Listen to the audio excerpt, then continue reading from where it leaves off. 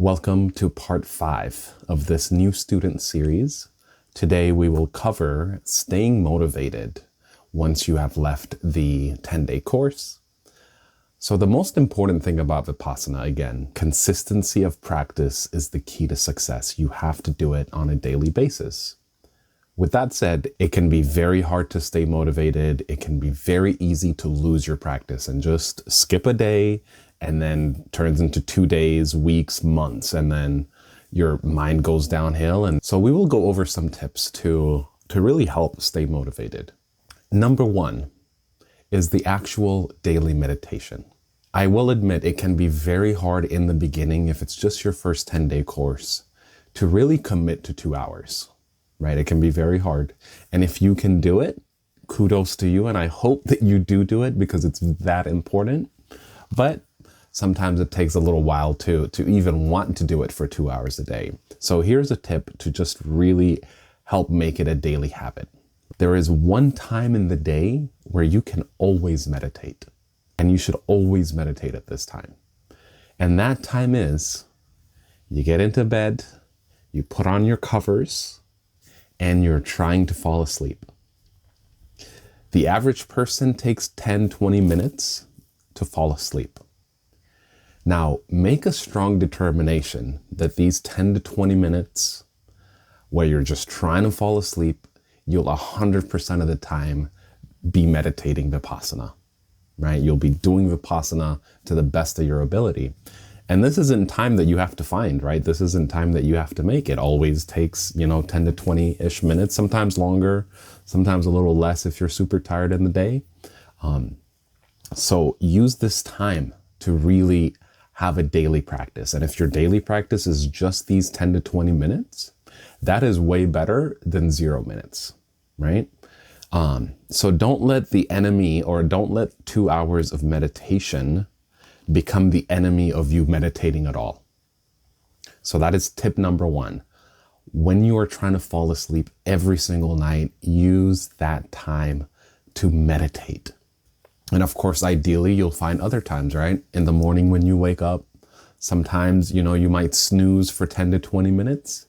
Use that time as well to just sit up in bed, stay in bed, but just sit up so you don't fall back asleep, and use that 10 to 20 minute snooze time to meditate, right? And so already on an everyday basis, you have a 10 to 20 minute morning and a 10 to 20 minute evening practice. And make a strong determination that these times you will not miss. Try to also fit in, maybe another 20-minute session in the evening, another 20-minute session in the morning. And what I mean by that is, right, you have this 10 to 20 minutes where you're falling asleep, but somewhere in your evening, from the time you get home from work to when you are trying to fall asleep, try to fit in a 20-minute session. Just try to fit in a 20-minute session somewhere. And the same for the morning. After you've snoozed and you've done your 10-20, have breakfast, maybe you get to work, and your first 15-minute break of the day, you meditate. And maybe your last 10-15-minute break of the day, you meditate, right? So find these small chunks of time to start to develop this daily practice, this habit of a daily practice. And this will be really crucial for maintaining motivation because you will feel on a daily basis the benefits. And that's really important. When you feel the benefits of your meditation, you will be more motivated. Whereas if you skip, let's say 2-3 days and you're not meditating, when you're falling asleep and all that kind of stuff, what happens is you'll even forget the benefits of meditation. You'll be like, is it beneficial? My mind feels fine. I feel good. And that feeling of I don't need meditation and I don't need the benefits makes it very easy to turn a few days of missing your meditation into weeks and months. So feel the benefits every single day. Always meditate, especially that 10 to 20 minutes it takes to fall asleep. So tip number 2 is try to join a weekly group sitting, right? And try to actually once a week meditate with other people, right? And if you can do twice a week, that's also great. And that's really important to just kind of surround yourself with people doing it and kind of remind yourself, whoa, here's people actually meditating. And if you're not yet established in meditating for an hour in the morning and an hour in the evening, and you're just doing what I said earlier of just meditating right before bed and right after waking up, having this 1 hour chunk of time where you're actually meditating for an hour starts to, build that muscle memory and that strength that allows you to actually sit for that 1 hour.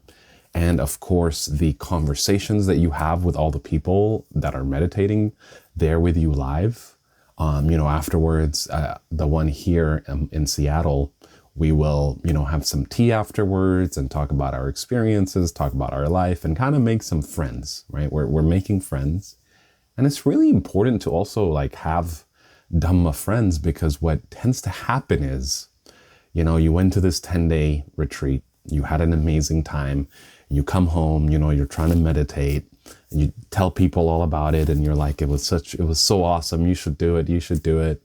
And then it kind of starts to feel isolated, right? Sometimes you're the only person that meditates in your circle. And all the other people, right, your coworkers, your friends, your family, they don't meditate. And it can start to feel like you're the only one meditating, right? And you can start to have some doubts and be like, well, why do I need this? Here, everybody's doing their life and they seem to be perfectly fine. Why do I need to meditate? And you can start to develop, just this kind of downward spiral. So it's really important to surround yourself with people that meditate. And that's what the weekly group sittings can do. Now, if you live in a place that is not near a center, or there isn't an established group sittings that you can go to, or you're having a hard time finding it, I would encourage you to reach out to the center closest to you and ask, hey, are there any informal group sittings happening? Or better yet, try to go to serve at the nearest center to you.